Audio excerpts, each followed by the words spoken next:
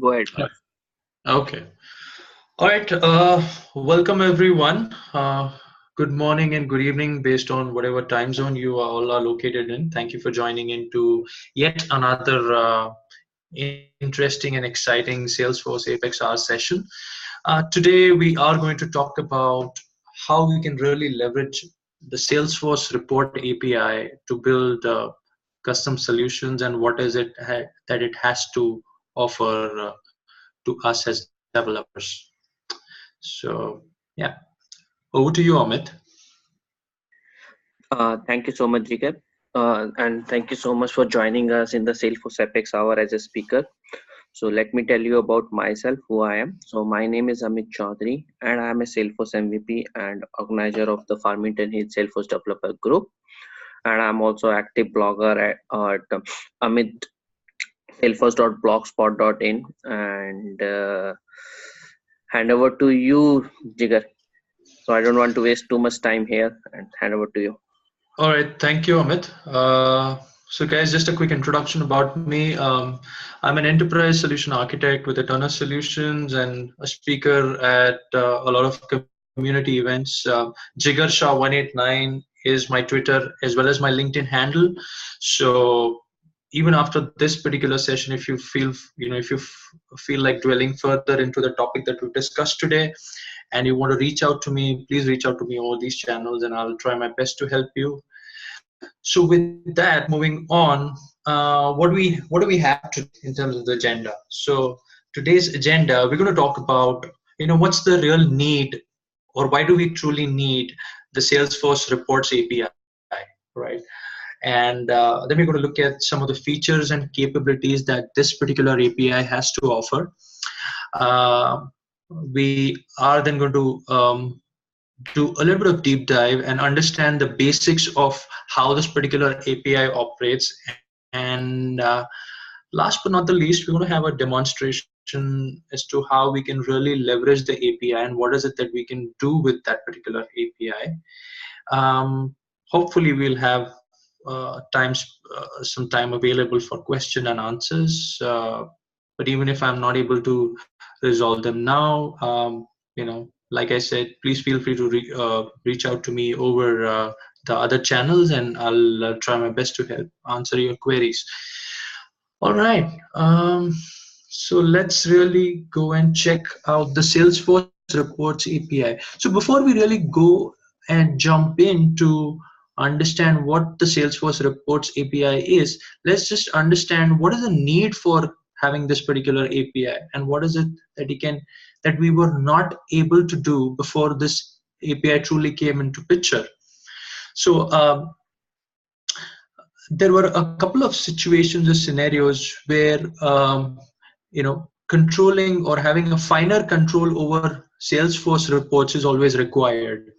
So Salesforce reports and dashboards have always been an admin's best favorite tool, or a business user's favorite tool. But somehow, somewhere, there was always a need for finer control over the reports and the dashboards that we build in Salesforce, as a developer. So there are quite a few situations that we come across when, where we need this kind of control, and that's where, this particular necessity was felt. So couple of scenarios that we really need the Salesforce reporting API, or which helps us accomplish, is when we are, let's say we're building an external custom mobile app, or external applications, and we've already got the data all sliced and diced and drilled down in Salesforce in the form of Salesforce reports. So before the API, there was no real way or mechanism as to how we could leverage or reuse this data, which was already compiled in very nice looking reports, into these external applications. So what we would have to do is really get access to the data source within Salesforce, and then aggregate, slice and dice them, and you reuse them and rebuild out the same reports in external applications. Report Builder is a powerful tool, but There are some limitations in terms of the kind of visualization and the charts that we really get when we go out and build reports and dashboards using the standard report builder within Salesforce. And we often feel the need of having custom visualizations, a lot of animations, right, around the data that we have.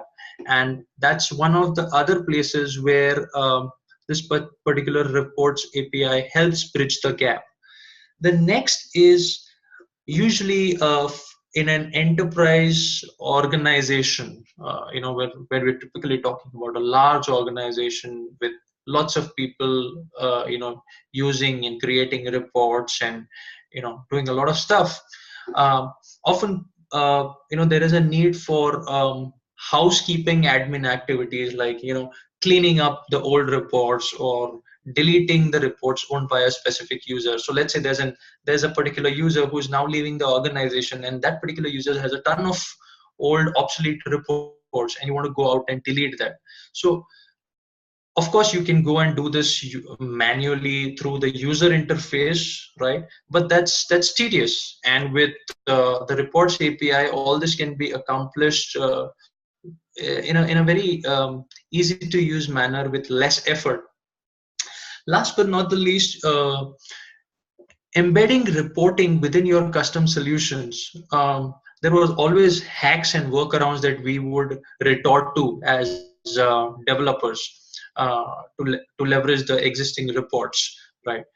So one such case is, if let's say if you want to automatically post a snapshot of all the top opportunities for that particular month, and do an automatic post on Chatter.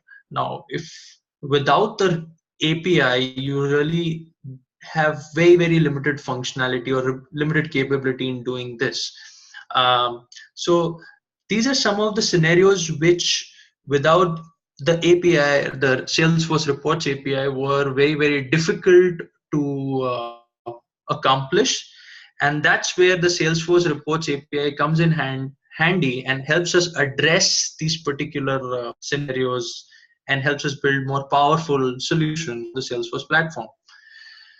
Now, we've understood the need. Let's go and see what exactly is this Salesforce Reports API. So when we say we're talking about the Salesforce Reports API, we're really referring to a REST API driven ability to access all the data and the metadata for Salesforce reports and dashboards that we as admins have built using the standard report builder. So with the API coming in, you really now have finer access and greater control over what you can do with that particular data, and without having to reinvent the wheel, you can just make calls to this particular REST API and get access to the same data that shows up on your on an already existing Salesforce report or a dashboard, right? And this opens up a lot of avenues for building custom solutions, especially accessing this data in Apex or in Visualforce and writing things around that. So that's essentially what we're really going to talk about, and that's what we mean by when we say that we are using the Salesforce report and dashboard API. This particular API comes in various flavors or categories, as I would say, because each of these categories helps us address or helps cater to a specific area associated with reports and dashboards on the Salesforce platform. So some of these categories which I've listed down over here is you can manipulate reports, you can play around with the dashboards that you have on the Salesforce platform. You can manipulate and play around with the report filters, and you can play around with the analytics notifications. And when I say analytics notifications, what I'm truly referring to is the analytics cloud notifications that you can set. So all of this is truly possible with this particular API. Now, with that being said, what are the capabilities, or what is it that I can truly do with along with the help of these APIs. So for today's session, we're really going to emphasize and focus on the reports API, but um, I I thought it's worthwhile to mention the dashboard APIs, because dashboards and reports kind of go hand in hand when we're truly building solutions, or we're reporting on the Salesforce platform. So from a reports API standpoint, we've got a lot of amazing features. Like, you can, with the help of the API, you can actually go out and create new reports just the way you can do it with the standard out of the box report builder. You can go out and modify reports, and when I say modify reports, you could change the folders, you could add columns to that, you could change the metadata, right? You can clone reports, you can delete reports, you can download an existing reports data in as good looking formatted Excel files. You can filter reports. So dynamic filters is one common scenario which we really encounter most of the times, and all of these things are possible using the reports API. So we as developers, or somebody who's building a custom solution, don't really have to retort to hacks, and we can end up using the API, which is a more which is a cleaner way of really building out a solution. With the reports API, we also have the dashboard API, and that really allows us to manipulate and play around the dashboard that we have built on the Salesforce platform, using the report and the dashboard builder out of the box. So you can actually go and clone and delete dashboards. You can retrieve a ton of information around the dashboard, like the metadata, or what all components a particular dashboard contains. So all of that can be retrieved using this API. You can also refresh a dashboard, you can filter a dashboard. So these are some of the most commonly used and relevant capabilities of the Salesforce reports and dashboard API. Now, with that being said, let's just jump in and understand the basics of how this API works. So I'm not sure if everybody on who's joined the session today is aware of what an API is. So an API is nothing but an application programming interface, right? It just gives you the ability to interact with a certain feature as a service. And in this particular case, what we are really going to refer to is the REST services, which the Salesforce platform has to offer in order to help us manipulate and play around with the reports and the dashboards. So let's just understand this particular REST URL, and how this thing works.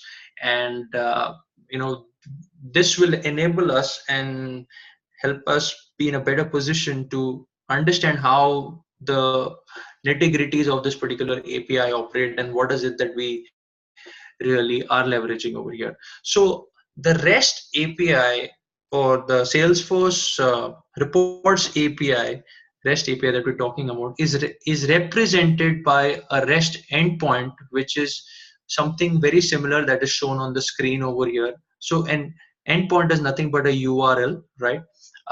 Usually we always use URLs to access web pages.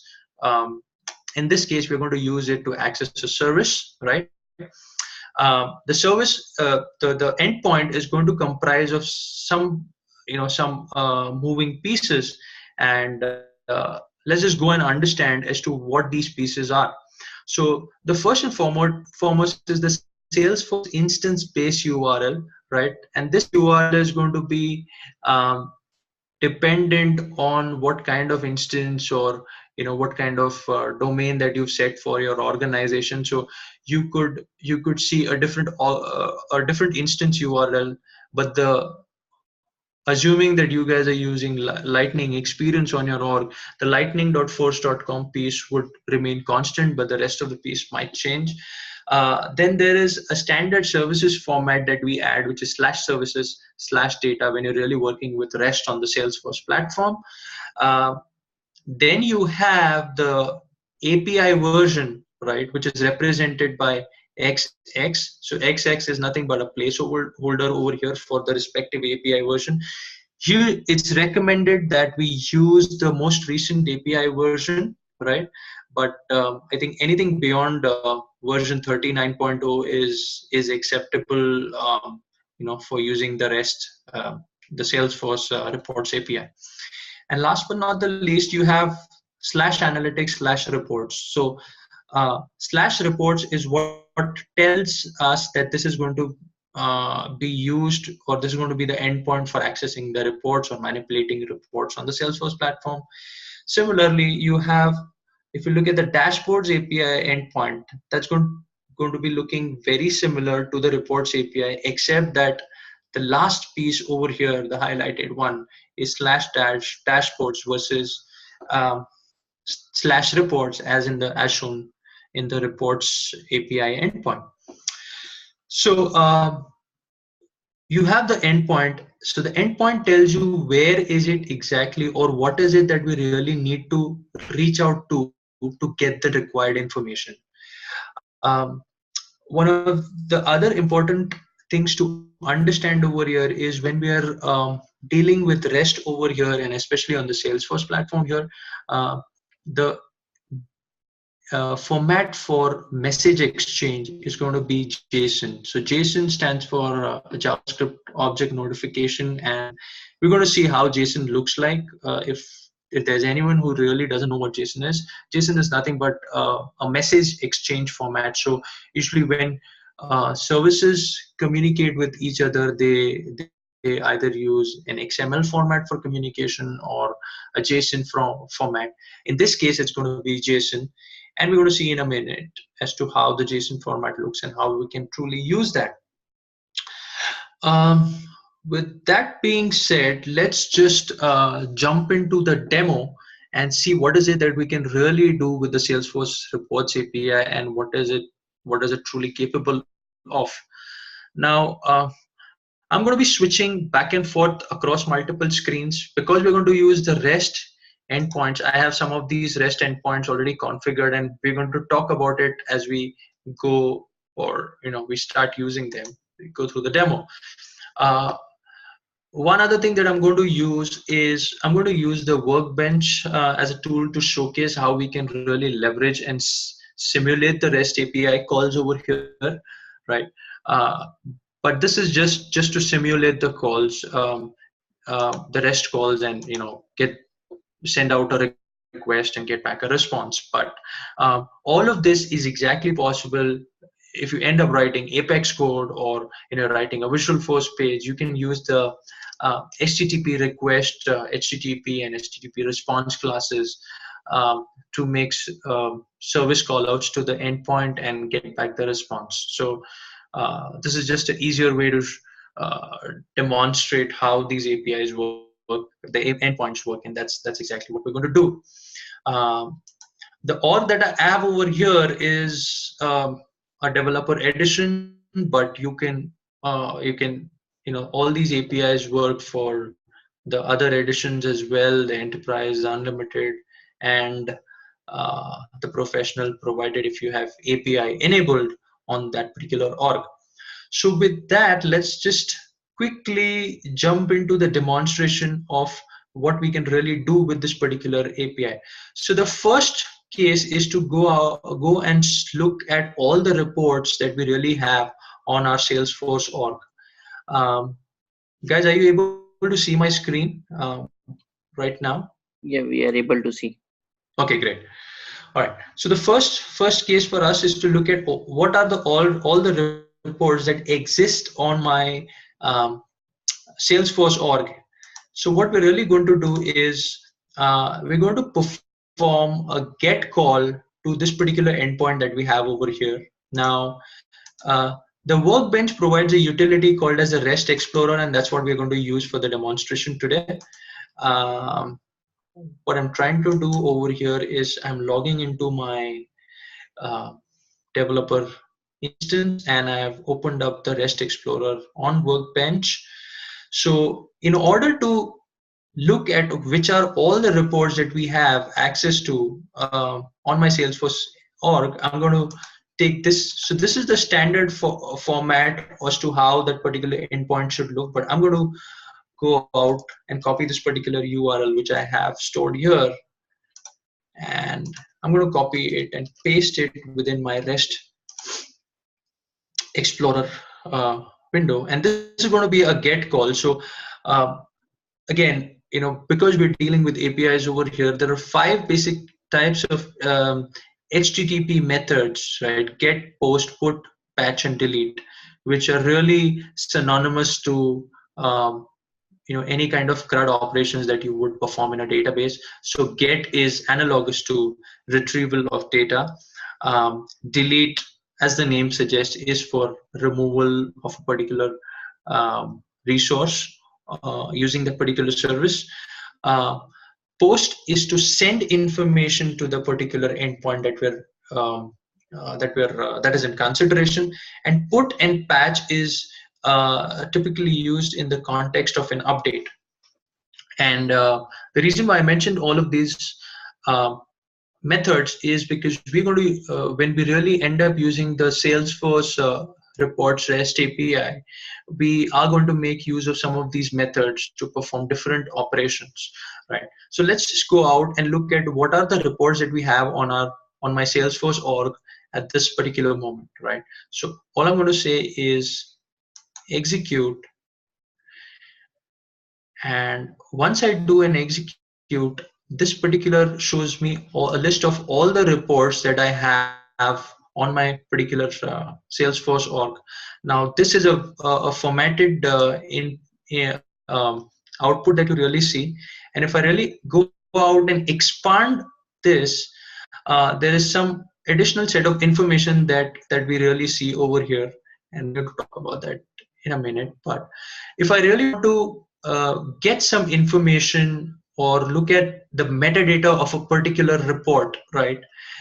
Then I'm going to make the describe call, and this is going to be the endpoint to retrieve the metadata of a particular report. Similarly, if I really want to go out and see which are the fields that are being used in my reports, fields would be the columns used in the reports, and this is the endpoint that is going to be specific to this new donors report that you're seeing on the screen right now. This is the ID of the report. That's going to be the standard Salesforce record ID. Instances. Through the API, you can either execute a particular report in a synchronous fashion, or you can execute it in an asynchronous fashion. So usually when you want to execute a report, if the report is really long and it's going to take a lot of time, it's recommended that you use the asynchronous URL or use the asynchronous way of executing that report. So that way you don't really hit the timeout limits, and still are able to get back the data. And last but not the least, this is the URL to that particular report. So these are some of the endpoints that you will end up seeing when you start looking at all the reports. Now, with that being said, if I want to look at, but this just gives us like a 10,000 feet view of what the reports are.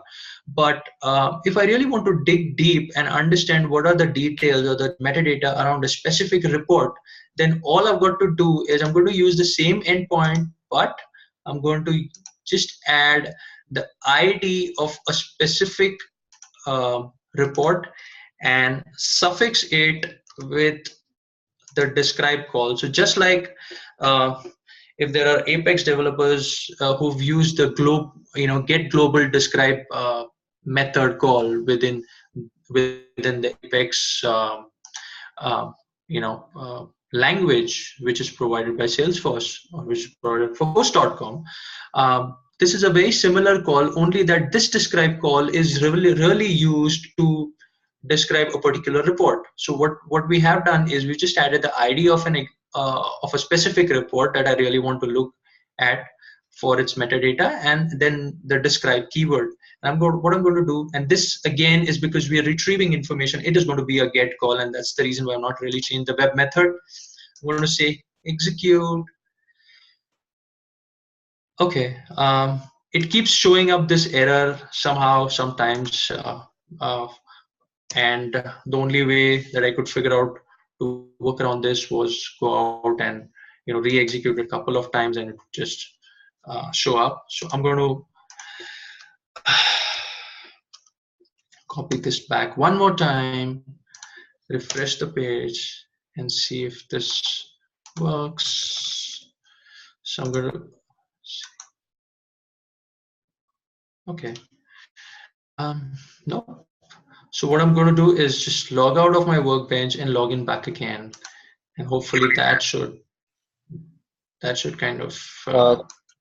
Hi, someone is saying a solution in the chat box.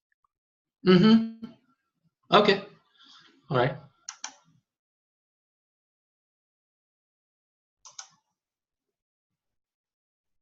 All right. We probably look at the solution later. Just.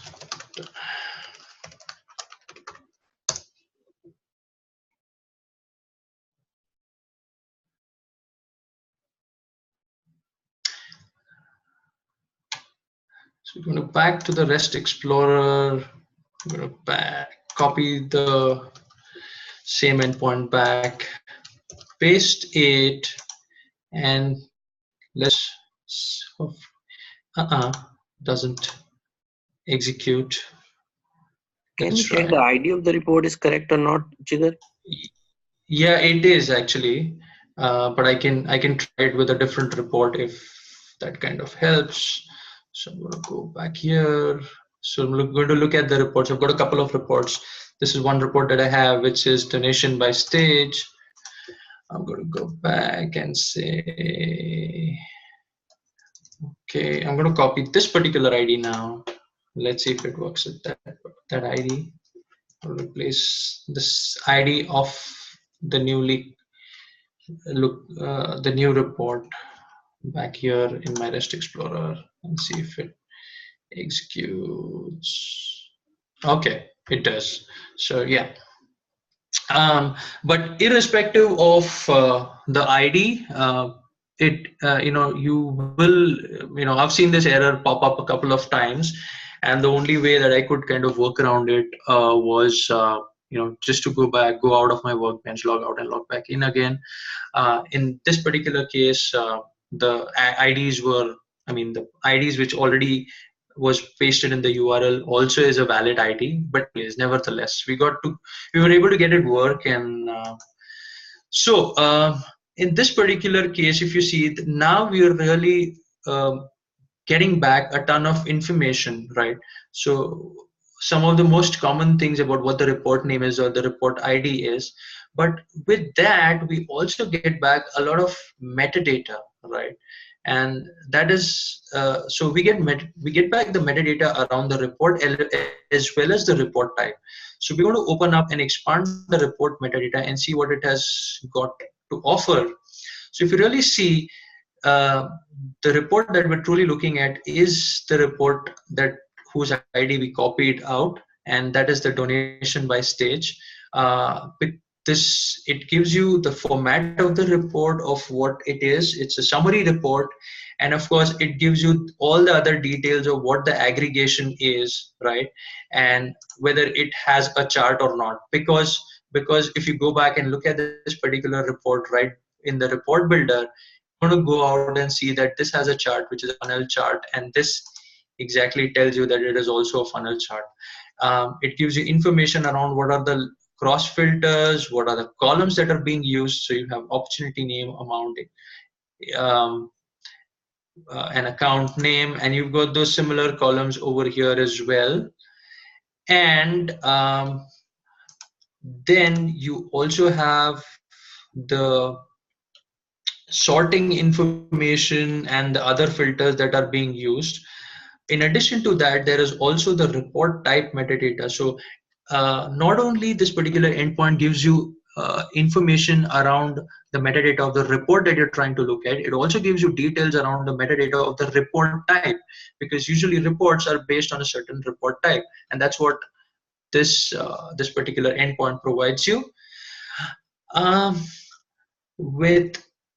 With that, let's move over and look at what we So we've looked at how we can get or retrieve all the reports on a particular Salesforce instance.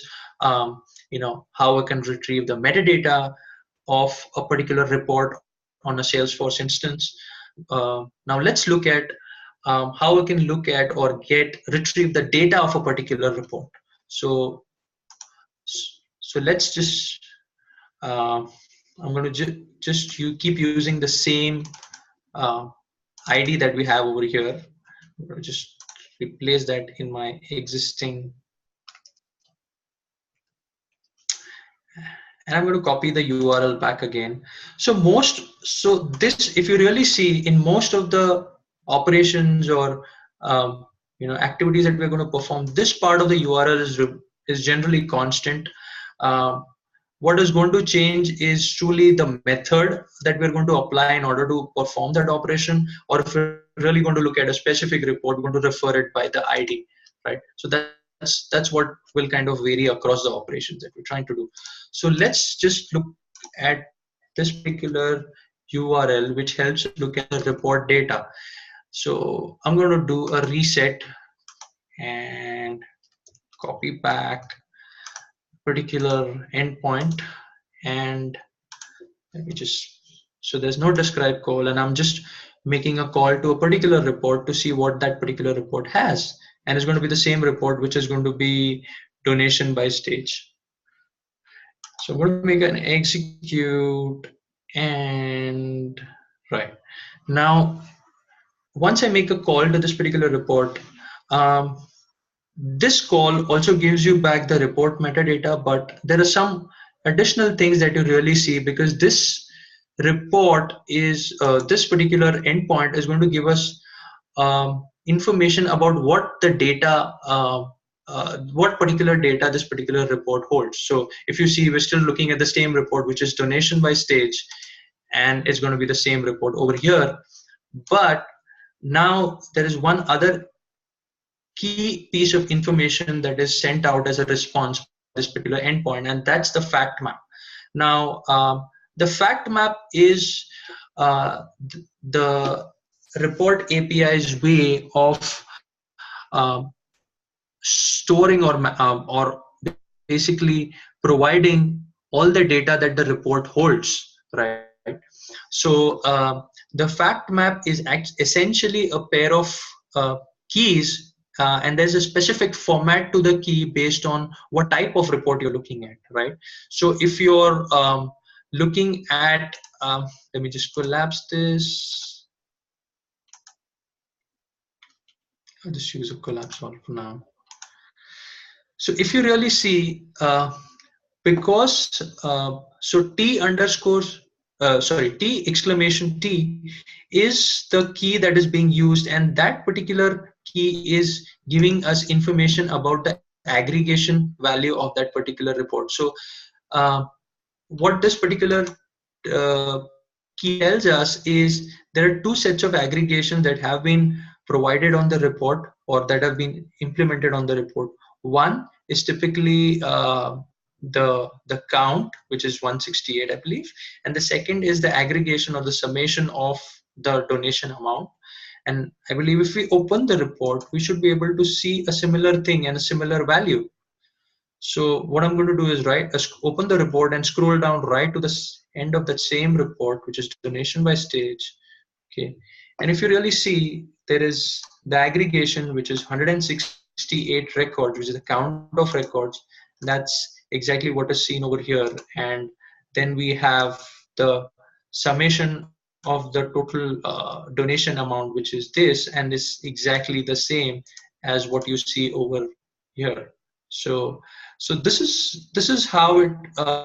So it basically the way it shows up the data is it'll show it up in a matrix fashion. So the row and column wise, and you can really dig down to the aggregation for that row, and what are the details in that particular row. So it has a ton of information, but it also gives you information around what are the groupings, right?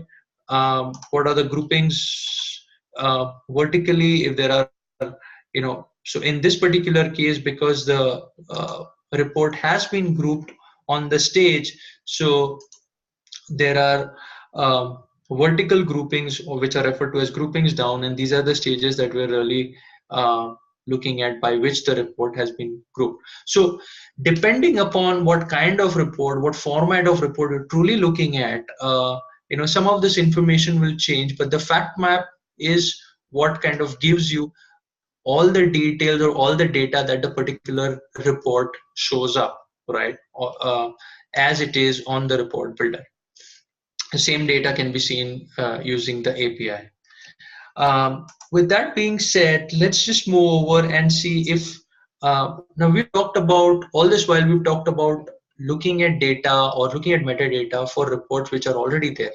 Now let's say if I want to, let's say I have an external application and I want to try creating a report from that external application within Salesforce. I can very well do that using the reports API again.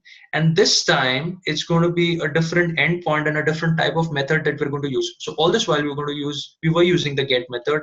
And this time we're going to use the post method. And let's see how we can go ahead and create a new report. So I'm going to just particularly copy this particular URL. But before that, I'll go back to my workbench. I'll reset just to show to you. These are all the set of recent reports that I have on my Salesforce instance, which is also connected to my workbench right now. So what I'm going to do is go out and create a sample report. Of course, this is a very basic report, and that's the reason why uh, the payload or the information of what this report contains is just the name of the report and the report type that it is going to use. But there are a ton of attributes, like you can specify the filters, you can specify the columns, and all those other details to exactly build a report in the same way via the API, like you could do it through the report builder. So let's just see how this can be done using the REST API. So I'm going to switch back to my workbench and copy and paste this. In this case, it's going to be a post call versus the get call that we were using earlier. So we're going to say post, and we're going to choose the post method. Now, when we say a post, we are supposed to provide a body, and this is the body that we're going to provide. It's a JSON body, right? The only thing is I'm going to change the name to something different. I believe this report already exists, so I'm going to change the name to test new report 99, and hopefully when I execute this, it should create a new report, and we should be able to see in my reports tab. So let's go out and say execute. Let's see if this goes. Okay, so if you really see, this went out and created a new report, and this is the ID of the report, right? It's exactly created the same report, but this is what we're seeing on the API. Let's go out and check out on the Salesforce user interface if the report is created. So I'm going to refresh the page. So if you go out and see that this is a particular report that has been created, but if I really go out and open this particular report, you'll not see any columns or any details, because that's because we never really went out and added any columns or any metadata to this. So this is how you really end up creating a report using the Salesforce Reports API.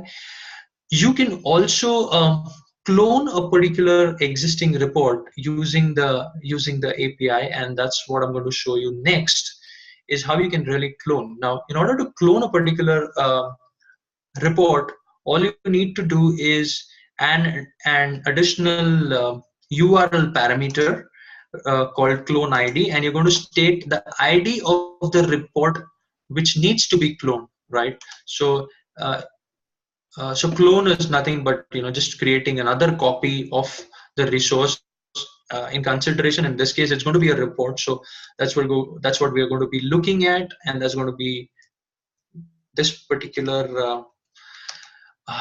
So we're going to go out and create a clone of one of the existing reports. Um, I'm going to just use the existing report that we just created, right? And we're going to say I'm going to put that particular report's ID as the clone ID. So that is what is going to help me create the clone. But in addition to that, I must also provide a body and tell the API as to what is the name of the new report going to be. So I'm going to say test report 99, or because it's a clone, we'll say test report 99 clone. That's the name that's going to be uh, that's the name for the new cloned report. So when we go out, and again, this is going to be a post call, and when I go out and execute this, okay, um, all right, let's go out and copy it one more time and see if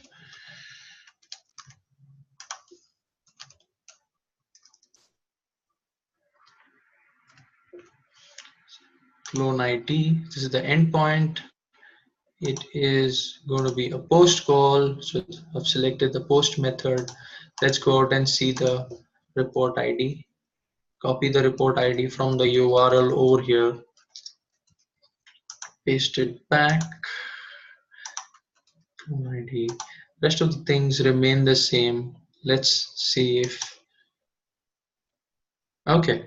So this time the clone worked, and you should have a report, new report called test new report 99 clone created on your Salesforce instance. So we're going to go out and refresh this particular page, and all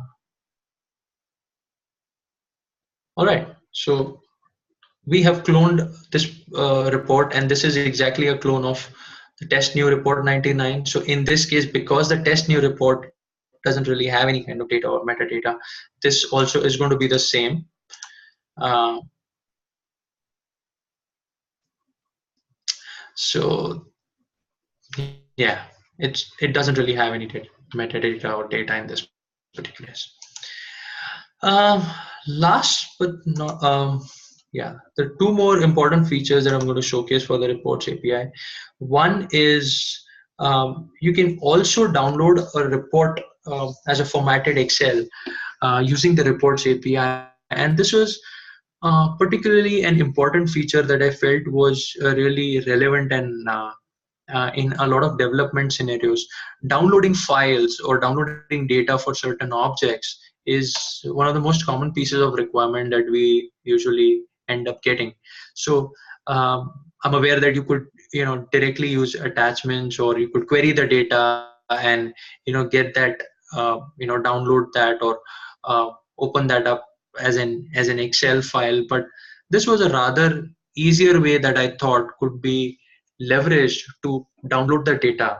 And in fact, a few days back, I was working on a requirement where um, the customer required an ability to audit, who was downloading the data from a particular report and when, who was the user and what was the date time. And this was particularly an interesting solution to that particular problem, where I could marry this with my Apex code and enforce and store an auditing record every time I hit the download button. So this gave me better, finer control without really having to do a lot of um, reinventing of the wheel. So let's just try this particular thing out. Now in this particular case, what we're really going to do is, it's going to be a get call. So I'm going to go out and this report already exists. So I'm going to use that. I believe it's the donation by stage report that I'm using over here.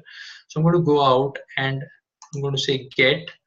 But one other piece of information that we'll have to use in this particular case is, we'll also have to use the headers, and we're going to add some parameters to the headers so as to tell the endpoint that this time we are expecting the data as an Excel and not really as a JSON.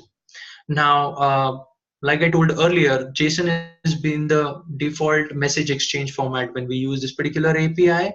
But in this particular case, we're just going to tell the API that instead of the JSON, I really want it to be the an Excel spreadsheet. One other thing is, usually when you perform this particular call, what happens is, because we're using a workbench, you'll not be able to see the actual file download over here. But in the response, you'll see the file name, and the API returns it as a stream of bytes, which you can then use, which is nothing but a blob, a binary large object, and that can be used to create a file.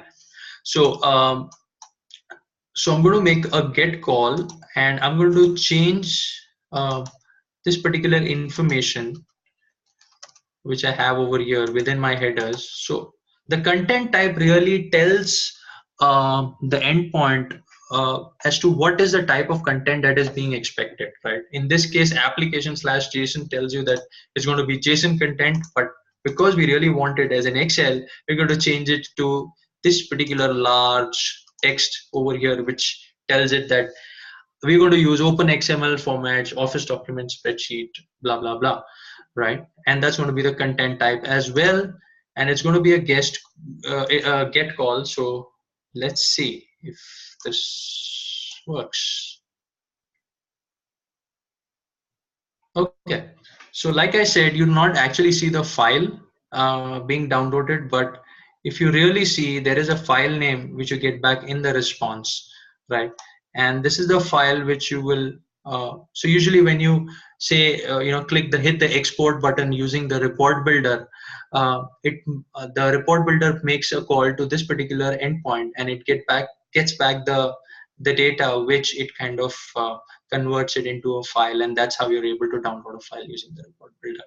But this is the way how you could download the data using the reports API. And last but not the least, you can go out and delete a report. So this deletion is typically relevant in cases when you're performing a lot of housekeeping activities, like we've talked earlier. So you want, let's say a user is leaving and he's got a ton of obsolete reports, and you just want to kind of clear them out, and there are hundreds of reports, so you can't really go out and manually click on the delete button each time. This is a more sophisticated way of, you can just write a small Apex script and make a call to this delete endpoint, and the report's going to be deleted. A thing to note over here is when we perform a delete, in this case, the delete is going to be a soft delete, which means that the deletion is going to, the deleted contents are going to sit in the recycle bin. If you really want to do a hard delete, you'll actually have to go to the recycle bin and perform a hard delete where it'll be permanently removed from your Salesforce org. So let me do a quick reset, and I'm going to, okay. So I'm going to delete the test new report 99. I'm going to copy the endpoint first, right? So let me just replace this particular placeholder over here with the ID of the report. And in this particular case, I'm going to use the delete method, right? And just say execute. Hopefully, after executing this statement, we will not be able to see the test new report 99. And here I go. Okay. Same problem. Let me try it out with a different report. Let me see. I think it's probably because the headers, it's a different report. It's probably because of the header values that I had set. So I'm going to go back and try this one more time. I'm going to refresh the REST Explorer, but this time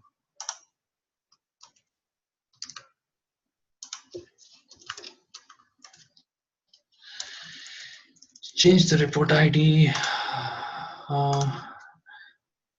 trying to delete this particular report over here. So I'm copying the report ID, pasting it back, and I'm going to delete method is already selected. Okay. Just change it to application JSON. Let's see. Change it back to application JSON, which is the original. And let's see now if this executes. Okay, so yeah, because we were trying to tell the report type that I want the data as an Excel, but this particular endpoint doesn't really understand, and it only deals with JSON. So that's where the error was, and that's how we fixed it. So the response to a delete method is a blank. It just gives you a blank response. You don't really get anything back. What I'm going to do is I'm going to go and refresh and see if you still see the report, and hopefully you should not see it in your, yeah.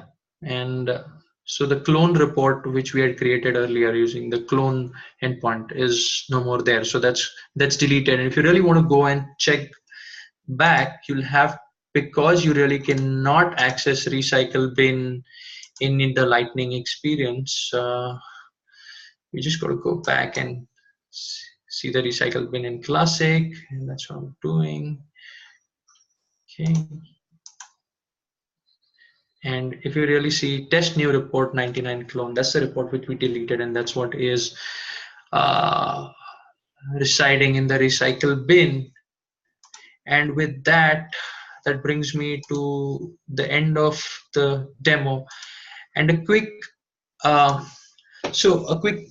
consideration. So if you want to use reports API as a part of your solution, there are a couple of considerations that you need to account for. These are some of the important ones. Of course, there are some other, a lot of other limits which are there as a part of the documentation, but these are some noteworthy things that you can really note or account for. So the first and foremost thing is, because we're going to be using an API, your org needs to have the API enabled. Typically for a professional edition, it's not available by default, and I believe you need to reach out to Salesforce and get it enabled.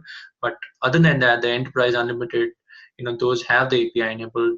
All the REST endpoints, the report API endpoints, are authenticated endpoints, right? Like I said, they use the content type application JSON, which kind of that's the content type that you really use when you're making a post call. In cases, if you do not specify this explicitly, you could have unexpected results. That's what the documentation says, but yeah, that's what it is. If you're really using reports API, it kind of caters to summary, matrix, and tabular report formats, which are the most popular ones that you end up using. It does have provision to use, you could do the same kind of operation that we did with a summary or a matrix report. You could do that with a joint report, but the prerequisites for that are you need the API version 43.0, and within the analytics settings, you need the enabled Lightning joint reports beta checkbox to be checked. Just one thing which they very specifically mentioned, which Salesforce specifically mentioned in the documentation, is this particular feature of enabled Lightning joint reports. So using joint reports with the API, is just a beta feature, so it's not really included as a part of your licensing, and it could kind of be taken back in case Salesforce decides to. So so that's one of the important things to note is when we query or when we retrieve data for a particular report, maximum rows that can be returned for a report are 2000 per report. So if you really want to have more than 2000 records or records being returned, you might want to reconsider, or you might want to optimize your filters, right? There's a limitation on the filters as well, the number of filters that you can really do. One other quick limitation that I can remember is you can only use API with those reports which do not have more than 100 columns. So 100 columns is the maximum that you can really use.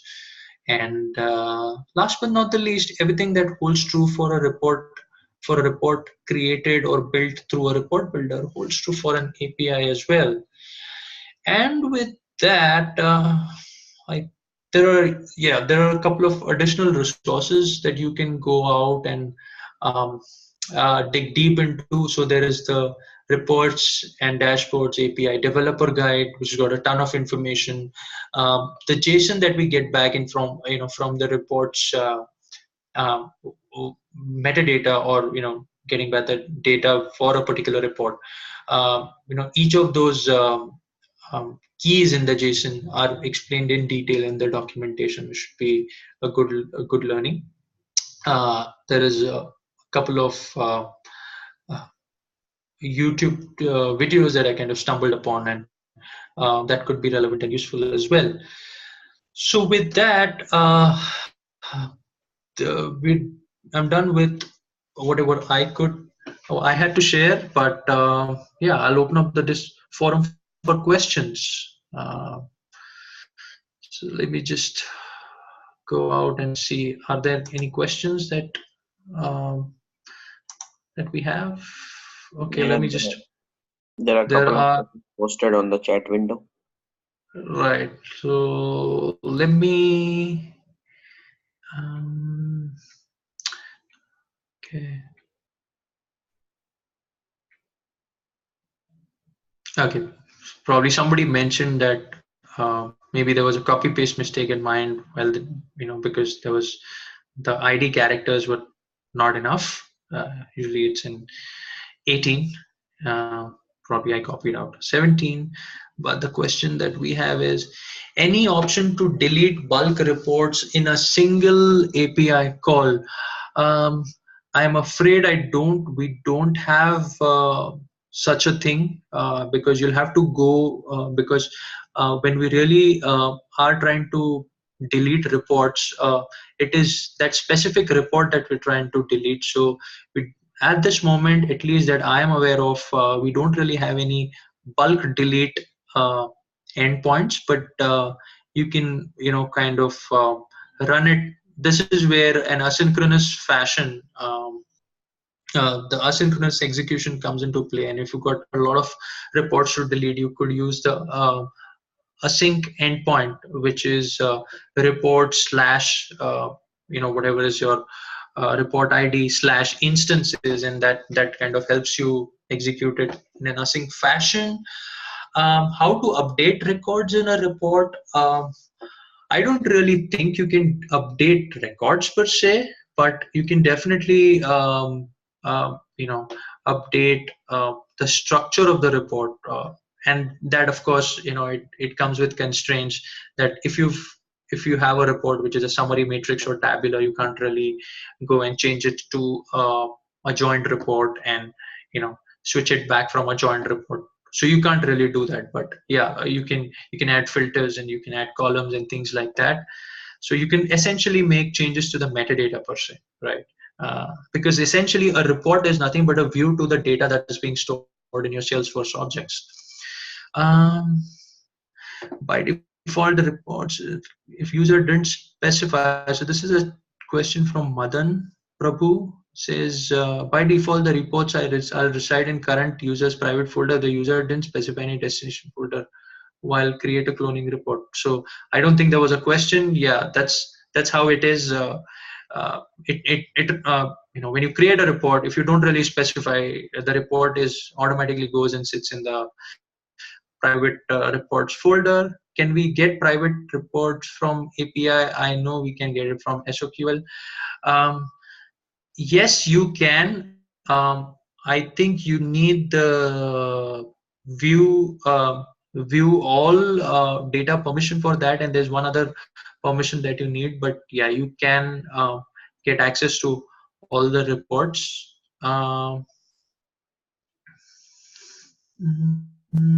Okay. Is it free to enable and use? The question from Pramod. Okay. So I'm assuming the question is that is the reports API free, and does it involve or require any additional licensing? Um, at least for an enterprise unlimited or these two versions, the report is the reports API is free. You don't really have to purchase any additional licensing. I'm not really sure about the professional licensing because the professional edition, the API is not available by default, so you need to reach out to Salesforce to get the API enabled for your professional edition. But more or less the API, this particular reports and dashboards API is free. So yeah, there's no additional licensing cost involved per se. I think those were all the questions that I had or that were there. Any other questions? I hope I did not miss out on any of the questions. Okay, there is one from Bill which says, can we refresh dashboards more than only every 24 hours? I had to use push topics in the past to refresh the dashboard in real time. Um, so yeah, there is a limit. There is a specific number to how many. I don't really recall that exact number, but I think it's 500 or something like that, 500 or 5,000, something like that, which is the limit to what you can really, the number of times you can refresh a particular dashboard in a 24-hour window. So yeah, that constraint is there, and uh, yeah, so that kind of holds true. All right, I think hopefully I've answered all the questions. If there are any follow-up questions, please feel free to jump in.